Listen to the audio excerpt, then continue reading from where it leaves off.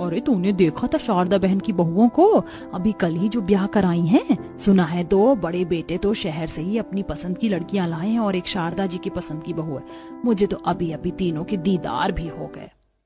अच्छा तो कैसी हैं इस पुश्तैनी खानदान की बहुएं? बस क्या ही बताऊं, एक बहू तो देखने से सही लगी, बाकी की दो तो यहाँ बालकनी में खड़ी हुई चाय की चुस्कियां ले रही थी। सच में न ओढ़ने पहनने की तमीज है न किसी और चीज की, ऐसे बैठ कर चाय पी रही थी जैसे सामने सिटी पार्क है। मैं तो पहनावे से ही बता सकती हूँ कि जो लड़कियां कपड़े नहीं संभाल सकती वो रसोई क्या संभालेंगी। ऐसा क्या? वैसे ही पुश्तैनी दीवारें और बड़ी हवेली ऐसी ही लगती तो नहीं थी कि इसके अंदर ऐसी बहुएं आएंगी। शान तो अलग ही थे शारदा देवी के। मोहल्ले की औरतें ऐसे ही बातें बना रही थीं। ये कहानी है उजाला गांव के एक पुश्तैनी खानदान की, जो अपने रीति रिवाजों और पुश्तैनी तौर तरीकों की वजह से सारे गांव में जाना माना जाता था। अब उन्हीं पुश्तैनी हवेली में पले बड़े 3 भाइयों की शादी हो चुकी थी, जिनमें से सास सबसे छोटी बहू अपनी पसंद से एक गरीब घर से लाई थी और बाकी की 2 को उसके बेटों ने खुद पसंद किया था। जहां दीवारों के बाहर दुनिया बातें बना रही थी, वहीं दीवारों के अंदर का माहौल कुछ ऐसा था।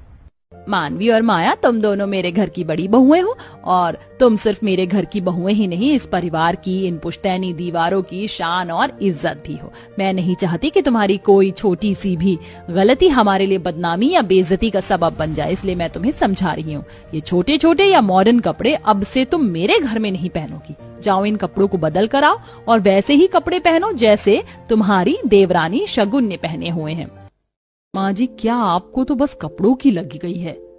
ये सिर्फ जीन्स टॉप ही तो है और शहर में तो हम इसको बिल्कुल नॉर्मली पहन लेते हैं। तो फिर बस चुप हो जाओ। वो शहर था, लेकिन ये मेरा पुश्तैनी खानदान है। यहाँ जैसे मैं बोलूंगी वैसे ही होगा। तुम तीनों को अभी रसोई में भी जाना है तो जाओ पहले कपड़े बदल कर आओ। वैसे भी ये कपड़े तुम अपने मायके में भी पहनती थी, लेकिन मेरी रसोई में अगर कोई प्रवेश करता है तो ये जरूरी है कि उसके कपड़े नए हों, इसीलिए कपड़े बदल कर आओ और उसके बाद तुम्हारी पहली रसोई की रस्म होगी। शारदा के बोलने पर मुंह बनाते हुए माया और मानवी अपने अपने कमरों में गईं और कपड़े चेंज करके आ गईं। कपड़े बदलने के बाद शारदा ने बस मानवी को रसोई में भेजा। अब से एक एक दिन के हिसाब से रसोई तुम तीनों की रहा करेगी। ध्यान रहे, मेरी रसोई में नए कपड़े पहनकर ही प्रवेश होना चाहिए, समझ आया? मानवी बहू, तू सबसे बड़ी है तो जा, तू रसोई से शुरुआत कर। आज से मैं रसोई से इस्तीफा देती हूँ। तुम तीनों ही अब मेरे घर की रसोई संभालना। जा बहू, मुझे तुझसे बहुत उम्मीदें हैं। अच्छा सा खाना बनाना। शगुन बहू, तब तक तू मेरे बेडरूम में आकर जरा मेरे सर में तेल लगा दे।